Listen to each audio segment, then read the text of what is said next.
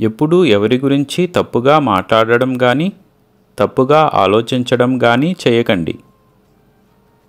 మీ ప్రతి ఒక్క ఆలోచన శక్తిని కలిగి ఉంటుంది. మీరు ఏదైతే అనుకుంటారో అది ఏదో ఒక రూపంలో వ్యక్తమవుతుంది. కాబట్టి ఎల్లప్పుడూ సానుకూల మరియు సంతోషకరమైన ఆలోచనలను పెంపొందించుకోండి. అందరి అభివృద్ధిని విశ్వసిస్తూ ఉండండి. ఎల్లప్పుడూ వాహనాలను జాగ్రత్తగా నడపండి. మీ మొబైల్ ఫోన్లో ఎక్కువ సమయాన్ని వృధా చేయకండి.